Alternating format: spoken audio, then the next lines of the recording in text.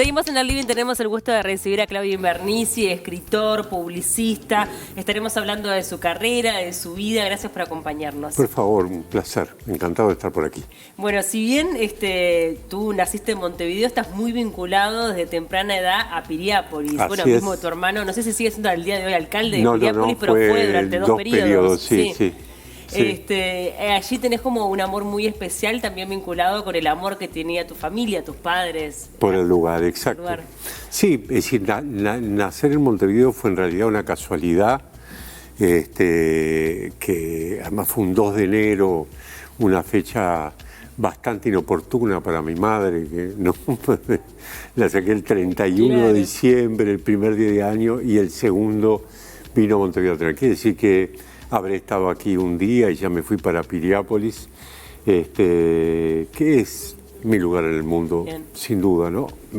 Amo Montevideo, me gusta Montevideo, me encanta el barrio donde vivo en Montevideo, y me siento parte de esta ciudad. Pero aquello es donde están mis orígenes, mi familia, mis primeros amigos. Eso de tu lugar en el mundo está allí en Piriápolis. Y yo pienso que sí, sí. ¿Tu infancia cómo la recordás? Bueno, me imagino que muy artística también por tu padre, sí, un gran artista plástico. Sí, pero mirá, sí. Lo que pasa es que papá, bueno, mi padre, papá era pintor, mamá era arquitecta. Quiere decir que estábamos rodeados de percepciones plásticas, estéticas, de mucho estímulo, pero también de mucha inserción en la comunidad. Y creo que en el fondo para mí prevalecía eso, ¿no? Es decir, mi padre era una persona muy integrada a la comunidad, muy cercana a la gente, muy digamos, tenía una percepción y una práctica muy humana del mundo y de lo más cercano, y mi madre como arquitecta muy vinculada al quehacer cotidiano de la ciudad. Ella estuvo involucrada en todos los proyectos importantes, el liceo, la policlínica, la escuela, en fin, en una época que no sé, los ministerios no tenían división de arquitectura o qué, pero ella era quien hacía honorariamente esos trabajos, ¿no? La propia comisaría. Sí. Entonces, esa mezcla creo que, bueno, fue pariendo lo que terminamos siendo con mi hermano y nuestros múltiples quehaceres, digamos. El compromiso social estuvo bien presente entonces en tu familia, también estuvo en tu vida, sí. Lo que te llevó a estar en prisión durante el periodo de la dictadura, durante 4 años. Me llamó mucho la atención que todos los integrantes de tu familia estuvieron en algún momento presos. Mamá también. Mamá también. Creo que fue en realidad, mamá estuvo 4 o 5 meses, papá estuvo primero 6 meses. Lo que pasa es que papá dijo, en un momento mamá estaba viviendo en Buenos Aires porque mamá era extranjera, entonces una ley del momento hacía que los extranjeros fueran deportados a su país de origen. Mamá era en realidad ucraniana, pero su país de origen era la Argentina, por lo cual fue enviada a la Argentina en plena dictadura. Y el viejo andaba entre Buenos Aires, el Penal de Libertad, donde iba a ver a mi hermano, y Melo, donde me iba a ver a mí al cuartel. En ese vagabundeo que duró bastante tiempo, cada tanto también a él lo llevaban, lo tenían, lo largaban, además del tiempo que estuvo procesado. Quiere decir que sí, la experiencia de la dictadura no fue una experiencia grata para la familia, pero tuvimos la suerte de que la pasamos, de que todos estábamos vivos, de que nos pudimos reencontrar, cosa que no sucedió con otras familias y que aún hoy siguen buscando a algunos de sus integrantes, porque bueno, no han aparecido, ¿no? ¿Cómo te marca emocionalmente, qué huella deja en tu vida el hecho de haber estado en prisión siendo tan joven? Bueno, sí, tuve a los 18 años recién cumplidos, ¿no? Bueno, es una experiencia, yo no la vivo con dramatismo, no me victimizo al respecto, tocó lo que tocó y trato de sacar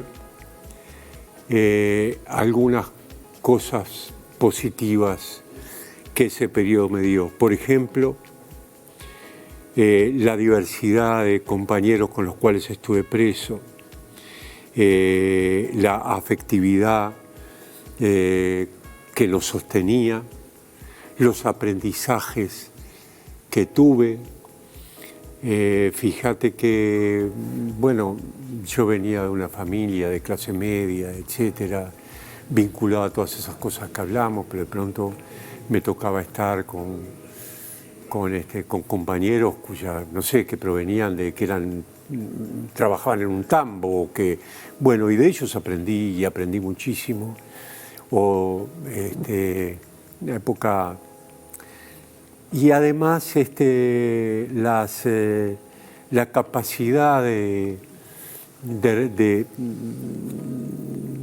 alma humana de reinventarse frente a la adversidad, hacerlo mucho a través del humor y hacerlo a través de esa red de contención humana con la que se vivió.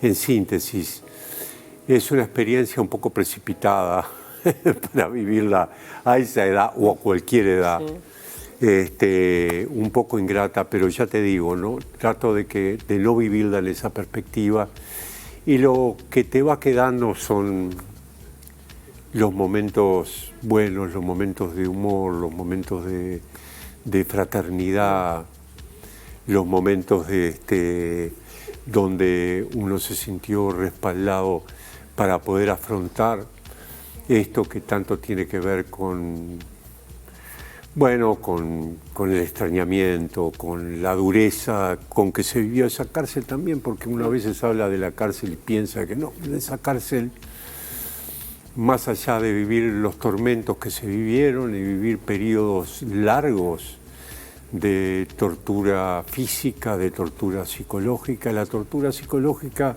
siguió campeando durante todos los años de cárcel, porque bueno, allí no había nada, no había radio, no había no, lo que había era, en fin, como te decía recién, ¿no? El alma humana expuesta y la contención que ejercían los compañeros y los libros que te dejaban pasar.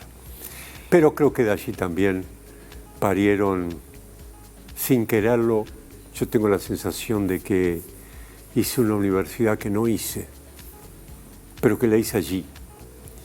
Y cuando quisieron sacar probablemente un tipo quebrado de ese ámbito, sacaron a una persona mucho más fortalecida de lo que entró, y bueno, y capaz de ir con la arcilla que tenía a mano, construyéndose el futuro, armando su familia, teniendo sus hijos, claro, y viviendo la vida. Siguiendo un poco esa línea, buscando ese rayito de luz en la oscuridad, tal vez también en Cautiverio es que nace tu vocación, porque te he escuchado contar la anécdota de que levantabas a tu hermano con shingles en el último periodo que estuvieron totalmente juntos. Entonces, ahí de repente dijiste, pero esto yo ya lo sabía hacer. ¿Te das cuenta? ¿Viste? Hubo algo allí. Se fue marcando allí la profesión. Sí, pobre Mario, sí, que estábamos en el último periodo en un calabozo, que era una cosa pequeñísima, en el cuartel de Rocha. Estábamos por algo que se llama medidas prontas de seguridad, si te procesaban, te la fecha, pero después ellos decidían que te iban a tener el tiempo que quisieran ahí, porque o consideraban que era peligroso, que no era mi caso, porque ellos sabían que no guardaban ningún peligro, tampoco el de mi hermano, pero creo que en el fondo también estaba el espíritu de perjudicar a mi padre de alguna manera, y de eso se trataba. Y en ese ámbito, bueno, yo en general me levantaba siempre de muy buen humor, cosa que no era habitual en Mario, y todas las mañanas inventaba un jingle diferente. andás a... Bueno, y además me habían llevado preso por pintar un muro. Claro, o sea, que también era un acto de comunicación. Exacto. Todo estaba allí. Y los jingles no eran tan malos. ¿Viste? No eran malos. Bueno, después de ese periodo salís, obviamente uno tiene que, como dijiste vos, saliste fortalecido, sobre todo a nivel anímico, más allá de todo lo que te costó y tuviste que atravesar, hubo mucho aprendizaje. Y comenzaste un camino en el periodismo primero, ¿verdad? No, arranqué, mirá, esa era mi intención, pero sabés que al poco tiempo de salir directamente entré en la publicidad sin saber ni siquiera que existían los redactores publicitarios. Pero en el diario El Jaque, ¿cuándo fue que estuviste? Claro, yo estuve 1 año y medio trabajando en publicidad, 2 años, y Maneco Flores Mora, que lo vine a ver apenas llegué, porque era muy amigo del viejo, y lo vine a ver y dije, me gustaría trabajar en periodismo. Fíjate tú que era lo difícil, que era y lo ingenuo de mi aspiración, ¿no? En ese momento, que la dictadura seguía, de poder trabajar. Y sin embargo, a los 2 años de haber estado, Maneco me hizo llamar por teléfono por Alejandro Blut, le dijo, llamá al Tolita, como me decía él, por una mención diminutiva de mi viejo, y decirle que venga a trabajar con nosotros. Y así fue, me llamó. Y yo estaba trabajando en publicidad, pero en ese momento dije, no, esta experiencia la tengo que hacer. O sea que fue primero la publicidad, se interrumpió por el periodismo y después volví a la publicidad. Bien. Pero volví al periodismo y me tocó estar en el periodismo en un momento increíble, fermental, con unas plumas en ese momento formidables, periodistas que venían de la predictadura, que habían estado en marcha, el propio Maneco, o Maggi, o gente que también en ese momento se había logrado un acuerdo con Carmen Balcells, que era una representante de escritores, todos los escritores del boom literario. Entonces todas las semanas recibíamos notas de García Márquez, de Vargas Llosa, de Onetti, todo el tiempo. Entonces uno estaba viviendo y empezaba a aparecer la apertura y empezaba. Entonces fíjate que solamente con leer antes de que saliera la contratapa de Maneco ya era una cosa que tú no las conociste, pero te las recomiendo si te lo hay un libro editado con sus contratapas. Era una maravilla. Tuve muchísima suerte de poder estar ahí, como también tuve muchísima suerte en los lugares que me tocó trabajar en publicidad, o tal vez un poco lo fui oliendo y lo fui olfateando y lo fui eligiendo. ¿Por qué te sentiste atraído por el mundo de la publicidad? Uno a veces piensa, haciéndolo como una reflexión interna, de que podría llegar a estar alejado de tu propia sensibilidad, justamente porque estamos fomentando el consumo, ¿no? Estamos vendiendo productos. Sí. ¿Qué pasó allí internamente? Bueno, mirá, yo creo que no me imagino, te voy a decir porque siempre me pasó eso, no me imagino un mundo sin publicidad, sea el mundo que sea. En los hechos, la historia de la humanidad está planteada desde lugares donde la comunicación y la comunicación dirigida con un objetivo determinado, que de eso se trata la publicidad o de eso se trata la propaganda, existió siempre. En los hechos también la tecnología nos ha regalado, por un lado buenamente, por otro lado no tanto, pero vamos a hablar de la parte buena, la posibilidad de comunicación hoy sea un hecho transversal, ¿verdad? No es vertical como fue históricamente. Y eso pasa con la publicidad. Cada uno hoy tiene su página de Facebook y promociona su mermelada casera o no importa, o su oferta de mano de obra como albañil. La publicidad atraviesa la sociedad. Es transversal. En los hechos hay una cosa maravillosa. En unas cuevas romanas, donde en una época había una feria, y hay una versión en latín, que no la recuerdo, el latín no es mi especialidad. El mío tampoco. Tuyo, bueno, entonces no me lo vas a poder traducir. Decía, flores solo para enamorados. Si ese florista, que debe ser del siglo III a.C., no fue un sabio marketinero que clavó el mensaje en el lugar donde tenía que clavarlo, decímelo vos. Claro. ¿No? Y me pasa en la calle. Un día venía caminando hace muchísimos años por Colonia, un día de lluvia como hoy, y venía caminando así y de pronto en una esquina veo una frase que para mí fue brutal. Dije, este redactor lo quiero en la agencia. Hoy llueve, hay tortas fritas. Punto. Ya está. Es decir, un mensaje que se coloca del lado, ¿no? Como se pone del lado de los zapatos del consumidor y dice, flaco, está lloviendo, ¿qué vas a hacer? Hoy vas a comer tortas fritas. Entonces, ¿qué quiero decir? Nunca pensé en la publicidad como una polea ideológica del capitalismo. Siempre, y además, si lo fuera, en realidad, si uno actuara en función de lo que el capitalismo, por su concepción del mundo, puede ser compatible o no ser compatible, no haría nada. Porque, no, claro, no podemos vivir en sociedad. Todo está intrincado. Sí, y en los hechos, nunca se me ocurrió pensar, se me ocurrió pensar que había, porque uno puede pensar del otro lado, si yo promociono un refresco o hago la campaña de un refresco, detrás de ese refresco hay una línea de producción y un montón de gente trabajando. Ahora, y ya tenemos que ir cerrando, pero hay algo que me gustaría preguntarte porque te respeto Hablemos mucho de como literatura. Publicista. No, hablemos también obviamente de literatura porque... Pero no nos va a dar el tiempo. Sí, bueno, hablemos un poquito de literatura. Ya este es el segundo libro de la trilogía. Sí, ya. ¿Estás preparando el tercero? Ya lo tengo terminado. ¿El tercero? Sí, pero lo tengo terminado, está en proceso de corrección y espero poder tenerlo para fin de año con su librero de confianza. Bien. Pero no lo sé. ¿Es verdad que escribís todos los días? Escribo todos los días, escribo muchísimo. Ahora tuve 2 años sabáticos y estoy de alguna manera, estoy trabajando haciendo algunas asesorías y destino la mayor parte del tiempo a escribir y a leer fanáticamente.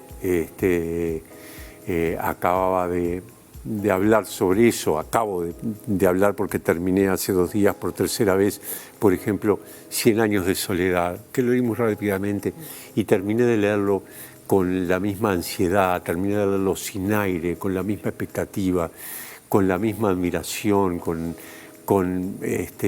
desfalleciente casi de tanta literatura para llegar al final de ese libro, que es una cosa maravillosa como todo el libro. Y ahora ando con él para todos lados. Eso es lo que me pasa cuando leo. Me queda ahí adentro mío. Entonces ahora cuando voy a escribir tengo que cuidarme porque el bigotudo García Márquez tienta, ¿no? Y uno le pueden pasar 2 cosas, o se siente influenciado o dice después de leer eso, ¿para qué escribo yo si este tipo ya escribió todo? Eso es lo peor que te puede pasar, claro, porque te cohíbe de tal manera que... ¿Qué estoy haciendo? Pero bueno. Pero con la trilogía cerrás una etapa para comenzar una etapa otra. De lo que es Puerto Vírgenes, que es la creación de un lugar, que lo más me gusta decirlo, que es un espejo imaginario de un Piriápolis imaginario. Y es donde he descargado algunos mundos personales, pero también he arrinconado. Y no se ha llamado Piriápolis porque si fuera Piriápolis no me hubiera permitido soltar toda la imaginería que trae este mundo, porque hablando de ese mundo quería hablar de muchas cosas y contar de muchas cosas. Y bueno, lo cierro. Y lo interesante es que, bueno, en la primera atravieso los años 70, que fueron años muy complejos, voy hasta los años 50 y termino la contemporaneidad. En el segundo arranco con una batalla entre Uribe y Rivera en la batalla de Arroyo Grande, que fue una batalla terrible, que estudiando acerca de eso, entre que me mortificaba y no lograba entender la cantidad de muertos que hubo en esa batalla, pensando ¿para qué? ¿Por quién? Como pasa con todas las guerras que uno se pregunta ¿para qué? ¿Para qué? ¿No? Y arranco ahí y termino en la contemporaneidad, atravesando los años 70, la conflictividad de los años 70, etc. Y en este último, y ya ahí cierro el ciclo porque arranco de alguna manera con Artigas, arranco con la Confederación, arranco con el campamento, y arranco con Purificación y con algunas cosas así, y termino el año 2050. ¿Qué puede pasar ahí? Ya lo veremos. Claro, qué bueno eso. Me fui para adelante. Qué bueno. Y lo único que les voy a contar de ese adelanto... De ese mundo que nos espera. Sí, porque no hay mucho, ¿sabes? De futurismo, de ciencia ficción. Lo único es que el año 2050 es el centenario del Maracanazo.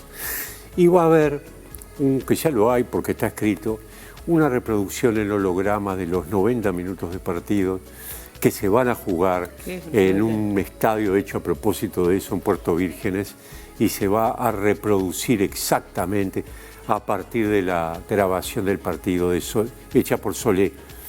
Pero es un pedacito en un capítulo eso, nada más. No podía pasarle por arriba. Igual la gente llora y grita como si estuviera viendo el partido. Ojalá que sea una premonición. Claro. Tal vez, ojalá que no sea así, pero la oportunidad de ver a Uruguay campeón nuevamente. Totalmente. Sí, ojalá que sea en la actualidad, pero bueno, igual el 50 por el 50.